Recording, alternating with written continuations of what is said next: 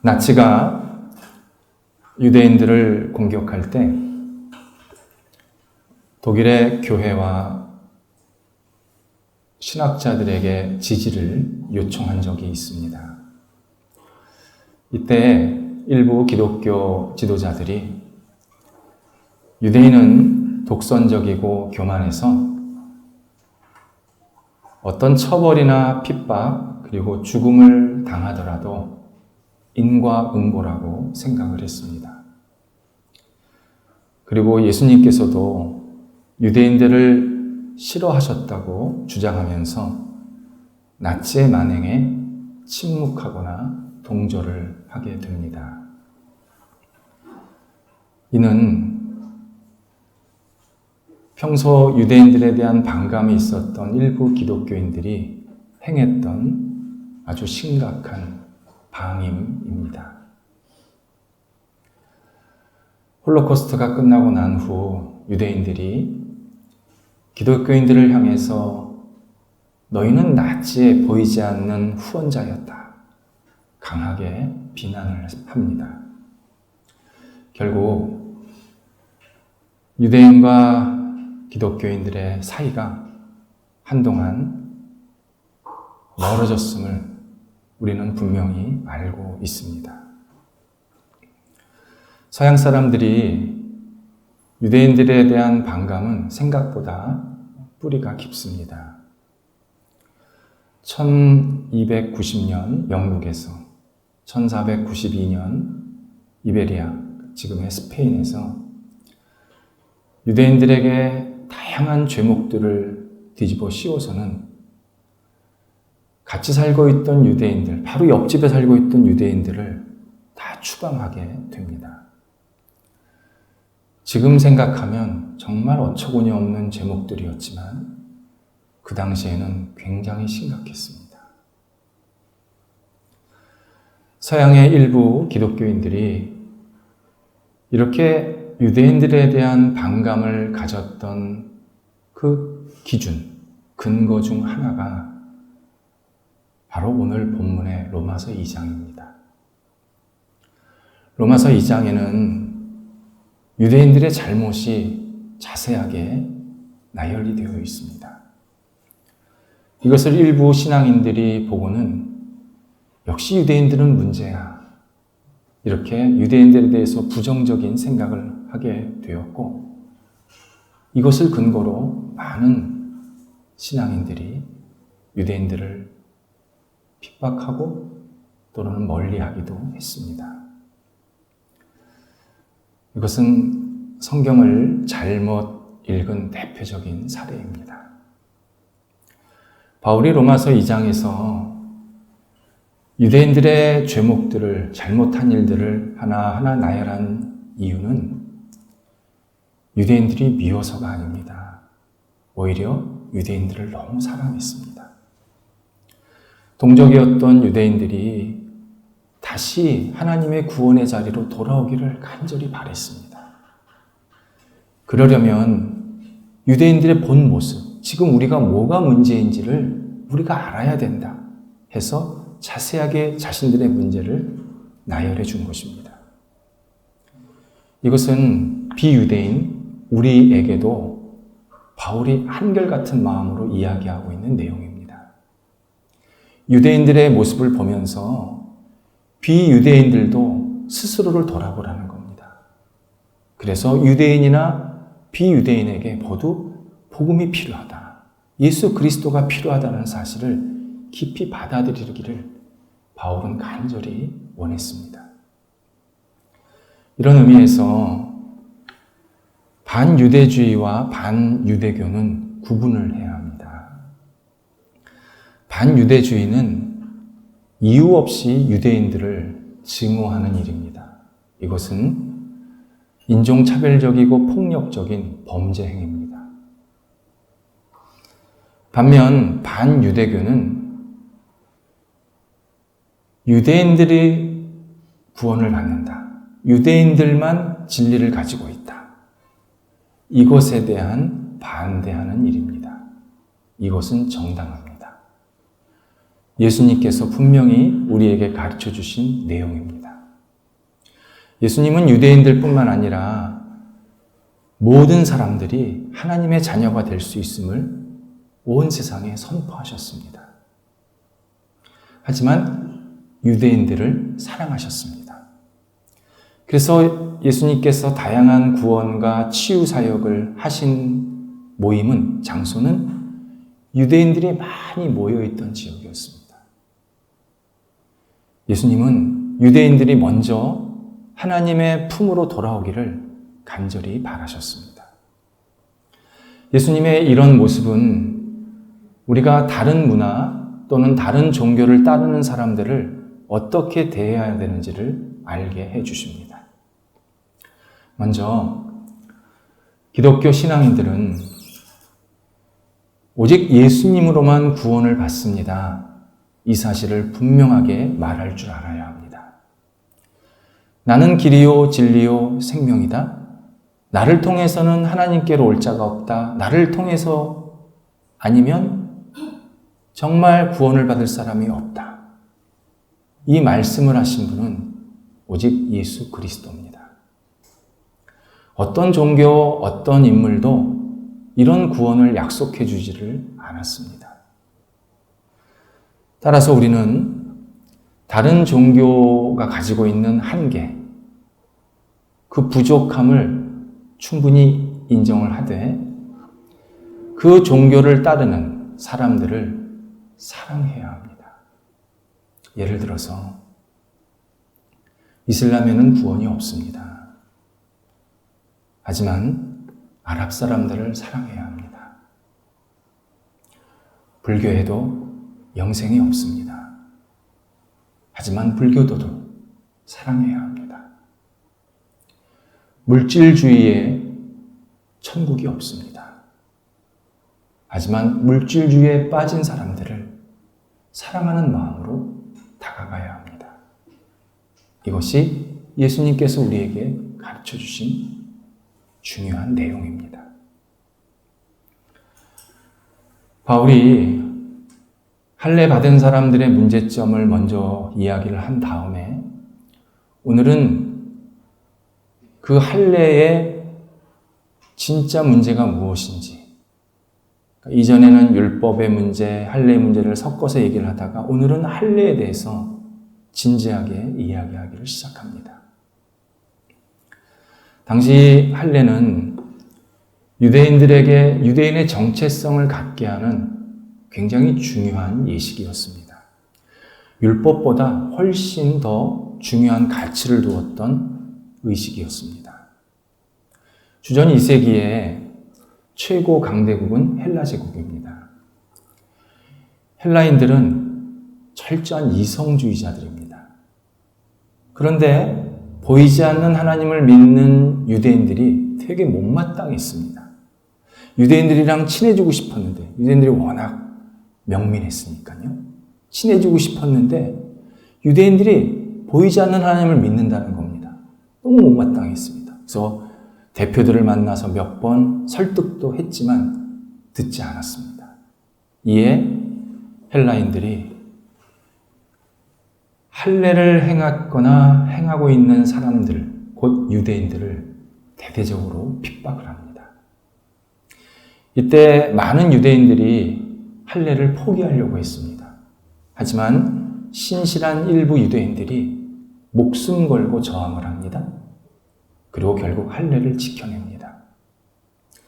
바울 시대 유대인들은 내가 행하고 있는, 내가 받았던 할례는 내 조상이 목숨 걸고 우리한테 넘겨준 의식이다. 이런 자부심을 가지고 있었습니다.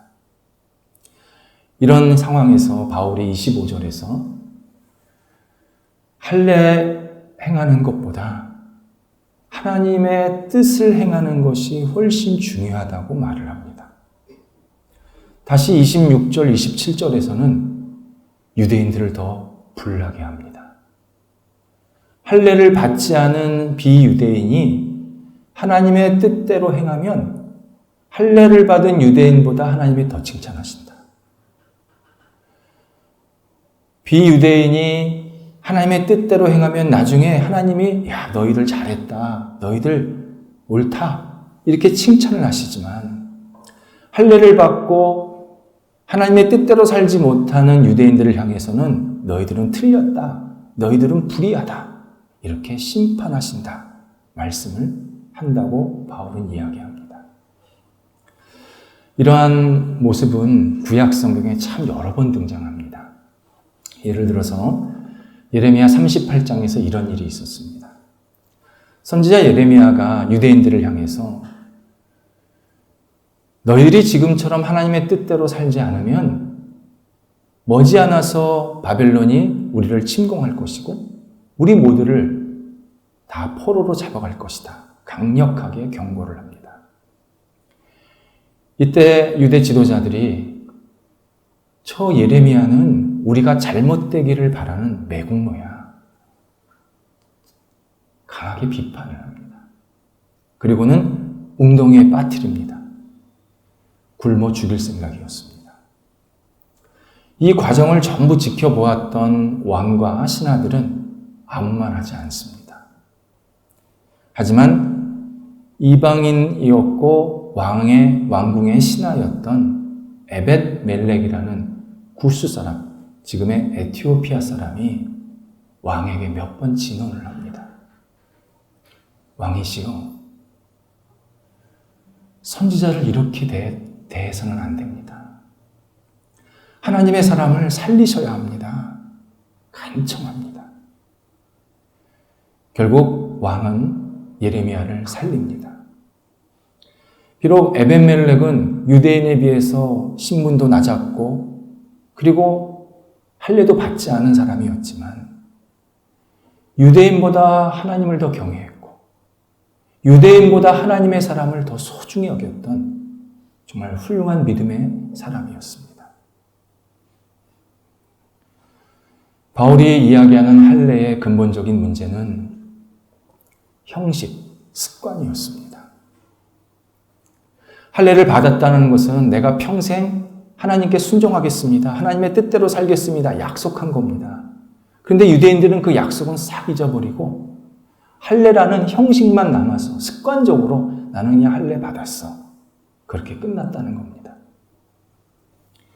바울이 말한 할례는 우리로 말하면 신앙의 연차와 같습니다. 신앙이 오래되면 오래될수록 사람은 습관화, 형식화될 가능성이 매우 높습니다. 신앙이 습관화되면요, 셋 중에 하나가 됩니다. 하나는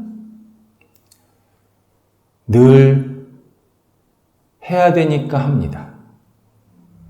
교회 나가지 않으면 찝찝해서 나갑니다.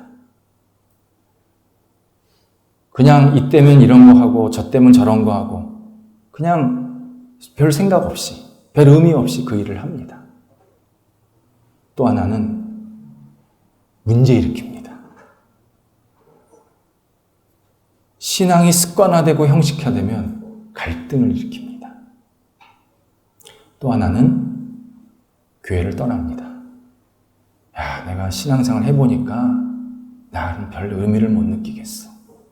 그냥 맨날 왔다 갔다만 하는 것 같아. 그러면서 신앙을 멀리합니다. 제 선배 목회자가 섬기는 교회에서 정말 웃지 못할 일이 있었습니다. 그 교회에서 아주 중요한 역할을 감당해야 할 사람이 필요했다고 합니다. 근데 그 일은 그 사람을 좀 드러내고 또 여러 사람들을 이끌어야 할 자리였다고 합니다. 그런데 몇 사람이 내가 그 일을 하겠습니다. 적극적으로 나서더랍니다. 겉으로 보면 얼마나 좋아요. 하겠다는 사람 많으니까. 근데 속을 들여다보면 아주 심각한 갈등이 일어났습니다. 한 사람은 나는 교회 20년 넘게 다녔습니다. 내가 이 교회를 잘합니다. 사람들 많이 합니다. 제가 이 일을 하고 싶습니다. 이렇게 얘기했답니다. 또 한 사람은 나는 어머니 뱃속부터 어머니의 찬송과 기도 소리를 듣고 신앙생활을 했습니다. 내가 잠시 떠났었지만 그래도 나는 어머니의 그 기도가 제 안에 들어와 있습니다. 제가 이 일을 하고 싶습니다. 그랬더니 한 사람은 잘 아시다시피 우리 할아버지가 이 교회 세우는데 일조하신 분입니다. 저희 할아버지는 만주에서부터 신앙생활 하셨습니다. 어릴 때 저희들한테 늘 이렇게 얘기하셨습니다. 우리 신앙의 선조는 모세다. 그래서 우리 성이 모시다. 자부심을 가져라.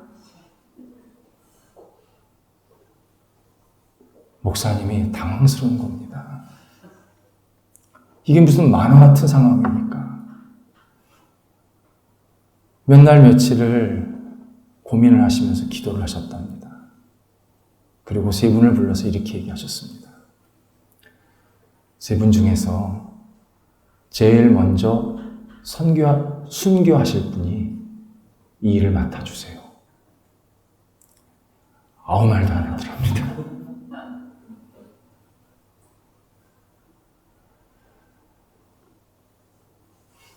저는 이 선배 목사님의 이야기를 들으면서 마음이 많이 아팠습니다. 저는 새로운 마음으로 교회를 시작하고 있습니다. 하나님이 주신 비전에 따라서. 근데 제가 여태까지 섬겼던 교회들은 자기 스스로를 드러내는 교회들이었습니다. 어떤 중요한 역할이 있으면 이번엔 누가 할까? 서로 견제하는 교회들이었습니다. 되게 마음이 아팠습니다. 세상에서도 그렇지만요, 교회에서도 인간 이야기와 하나님 이야기가 계속 부딪힙니다. 사람이 모여있기 때문입니다. 인간 이야기란 보이는 숫자와 힘이 중요합니다. 그래서 누가 힘을 가질 것인가, 누가 더 많은 권한을 행사할 것인가에 관심이 많습니다. 그러다 보니까 개인의 명성이나 개인의 권리를 찾는 일을 추구합니다. 반면 하나님의 이야기는 보이지 않는 하나님이 모든 것을 주관하시고 주인이십니다. 그래서 누가 더 하나님을 잘 섬길 것인가? 누가 더 하나님의 뜻대로 이 일을 할 것인가? 누가 더 하나님을 의지할 것인가에 더 관심이 많습니다. 그러다 보니까 하나님의 영광, 하나님의 이름이 드러나는 일을 추구합니다. 놀라운 사실은 세상을, 그리고 나라를, 사회를, 교회를 어떤 모임이든 변화시키고 새롭게 하고 성숙시키게 하는 사람은 하나님 이야기에 충실한 사람들입니다. 인간 이야기에 젖어든 사람은요, 자기가 뭘 하겠다고 하지만 실제로 나중에 보면 그 모임을 뒤로 가게 만듭니다. 혼란스럽게 만듭니다. 그런데 하나님의 이야기에 직간접적으로 영향을 받은 사람들은 창의적이 되고 도전적이 되고 뭔가 변화가 되고 성숙하고 새롭게 하는데 하나님께서 그 사람을 반드시 사용하십니다. 이것은 교회 역사에서도 우리한테 보여주었고, 그리고 세상 역사 각 분야에서도 다 보여줬습니다. 제가 너무 많은 얘기가 있어서 일일이 다 말씀드리지 못할 정도로 교회 역사는 많습니다. 우리 일반 기술 분야에서도 그렇습니다. 애플이라는 회사가 있습니다. 애플이라는 회사가 우리 사회, 지금 이 시대를 영향을 준 걸 우리는 너무 잘 알고 있습니다. 뭐 말하지 않아도 잘 압니다. 과연 이것이 긍정적일까 부정적일까는 좀 시간이 더 지나가야 봐야 합니다. 정말 하나님의 뜻이 어디에 있을까는 조금 더 시간이 지나가야 합니다. 하지만 지금까지는 전 세계의 흐름을 완전히 바꿔버렸습니다. 애플의 창업주가 스티븐 잡스입니다. 그는 기독교 신앙에 강한 영향을 받은 사람입니다. 그가 나중에 기독교 신앙을 떠납니다. 그리고 잘못된 종교를 갖게 됩니다. 그런데 그는 어릴 때 기독교 신앙과 뗄래야 뗄 수 없는 강한 영향을 받았습니다. 뿐만 아닙니다. 그가 마지막까지 나는 이분을 존경합니다. 나는 이분처럼 마지막까지 살고 싶습니다. 한 사람이 레오나르도 다빈치입니다. 다빈치가 누굽니까?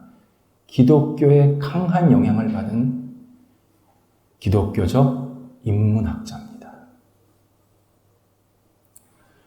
하나님은 하나님 이야기에 영향을 받은 사람을 통해서 세상을 변화시키십니다. 성숙시키십니다. 뭔가 새롭게 만드십니다. 그래서 바울이 29절에서 우리가 변화되고 하나님께서 마지막까지 우리를 인정하시는 것은 조문이 아니라 영에 의해서 가능하다. 이렇게 설명을 해주고 있습니다. 조문은 글자입니다. 영은 성령입니다. 고린도후서 3장 6절에 의하면 조문은 지식, 형식, 죽이는 것입니다. 영은 지혜, 생명, 살리는 것입니다.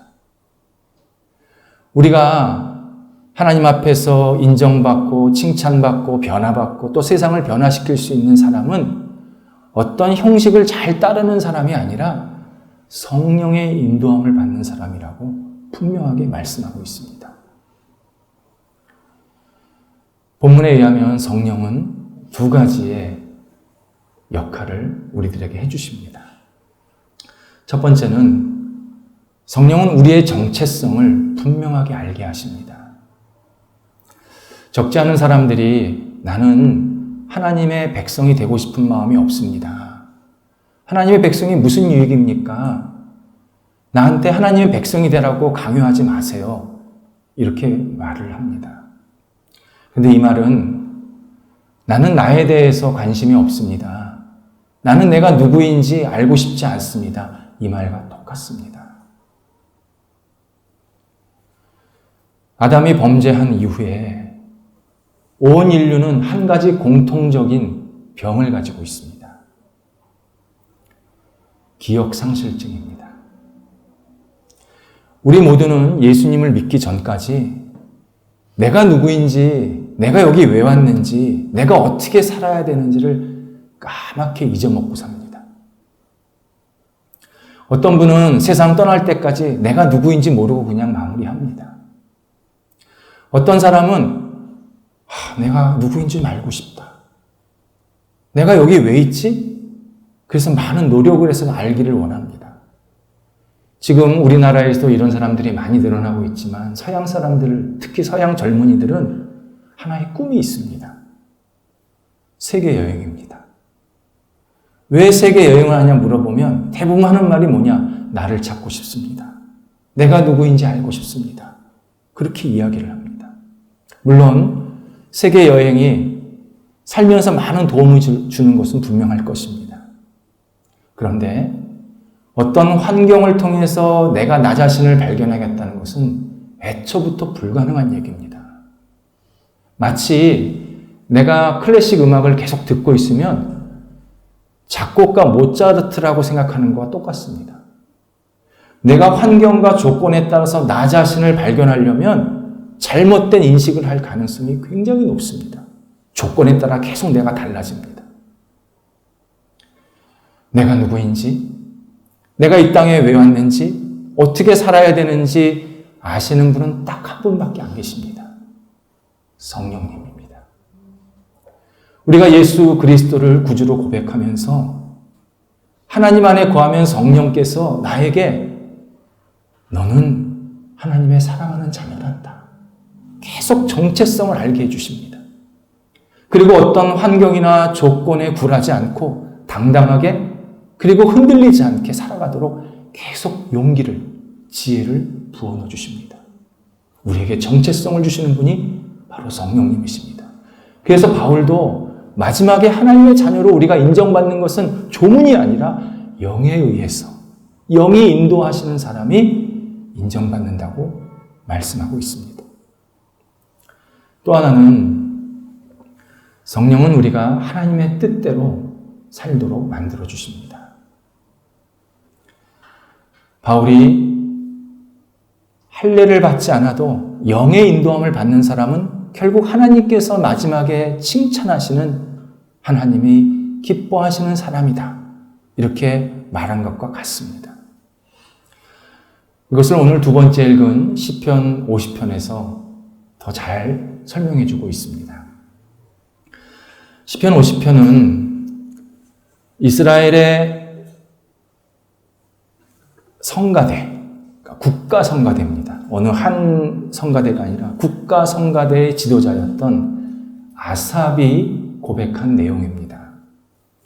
아삽은 자기의 인생을 보면서 또 자기가 큰 중책을 맡으면서 어떻게 하면 나와 우리 모임이 하나님의 기쁨이 될 수 있을까? 하나님께 영광을 돌려드릴 수 있을까? 하나님의 뜻대로 살 수 있을까를 계속 고민을 합니다. 그래서 하나님 앞에 간절히 기도를 합니다. 그때 성령께서 아삽에게 하나님께서 기뻐하시는 것이 무엇인지를 깨닫게 해주십니다. 그것을 우리들에게 지금 전해주고 있습니다. 먼저 14절, 15절에서 하나님은 우리에게 주신 것을 우리가 감사함으로 하나님께 드리는 것을 기뻐하신다. 뿐만 아니라 우리의 삶을 감사함으로 영위하는 것을 기뻐하신다고 말씀을 합니다. 특별히 우리가 환난 받을 때, 어려움을 당할 때 우리를 도와주실 분이 오직 하나님밖에 없다라는 사실을 굳건히 믿는 사람을 기뻐하신다. 그렇게 말씀합니다. 정리하면 하나님은 오직 하나님만을 우리가 의지하면서 우리에게 주신 것을 늘 감사함으로 하나님께 드리고 나에게 주신 이 생명을 늘 감사함으로 살아가는 것, 그것을 기뻐하신다고 분명하게 말씀하고 계십니다. 이걸 강조하기 위해서 23절에서 다시 한번 이야기를 하십니다. 감사로 제사를 드리는 자가 하나님을 영화롭게 하고 그 행위를 옳게 하는 자를 하나님께서 구원을 베푸실 것이다. 그 행위를 옳게 하는 자라는 것은 앞에 나오는 감사로 모든 것을 드리고 감사로 내 삶을 살아가는 사람. 그것이 그 행위를 옳게 하는 사람입니다. 하나님께서 우리에게 원하시는 것은 완벽한 순종이 아닙니다. 우리 그거 실패한 거 하나님 너무 잘 아십니다. 그래서 예수님을 우리한테 보내신 겁니다. 하나님께서 우리에게 원하시고 우리를 기뻐하시는 것은 진심이 담긴 순종. 내 마음이 가득한 하나님의 뜻을 행함. 그것을 기뻐하십니다. 너무너무 즐거워하십니다. 물론 우리가 하나님의 뜻대로 살려고 할 때 여러 가지 생각들이 있습니다. 내가 하나님의 뜻대로 과연 살 수 있을까?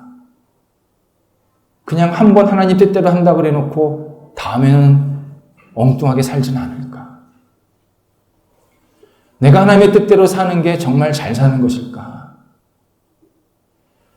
내가 하나님의 뜻대로 살면 내 인생이 마지막에 초라해지지 않을까? 그리고 사람들이 나를 향해서 넌 참 유약한 사람이구나 이렇게 평가하지 않을까? 많은 생각이 있습니다.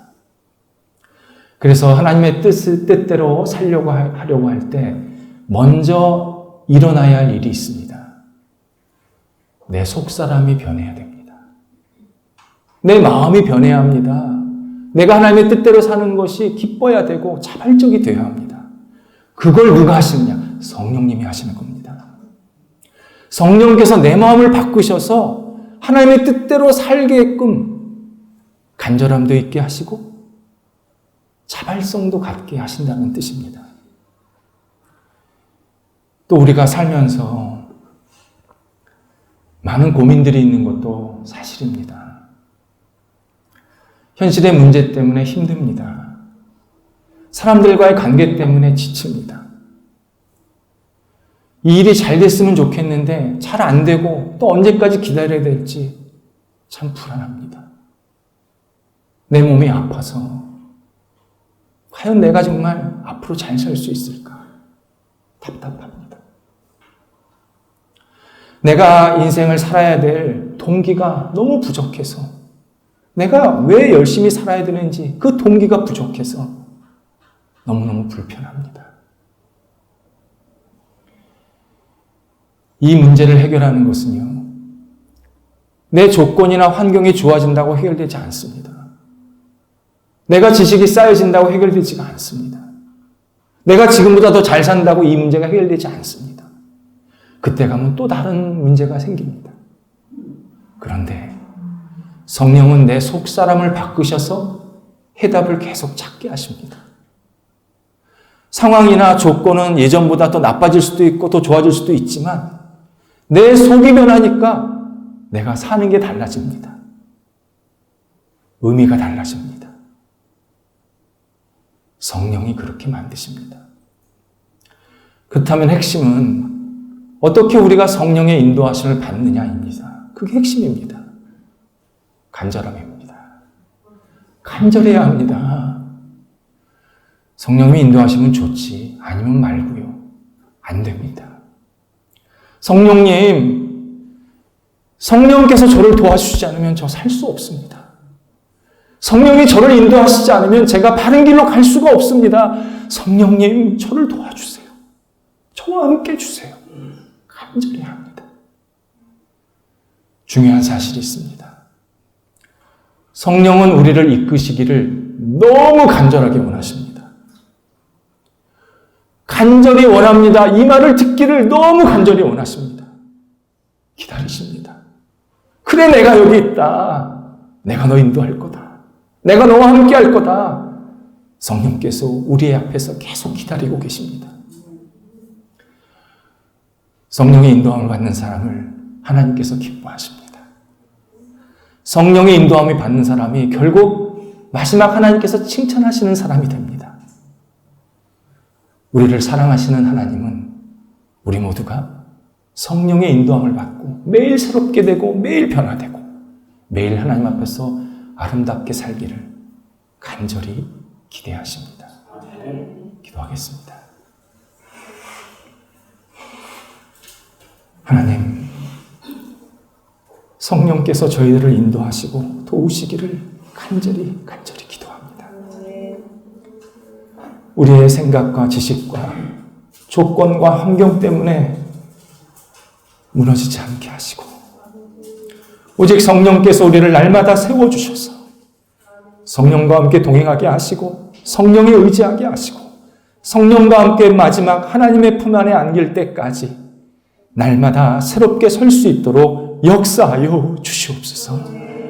예수님의 이름으로 기도드립니다. 아멘.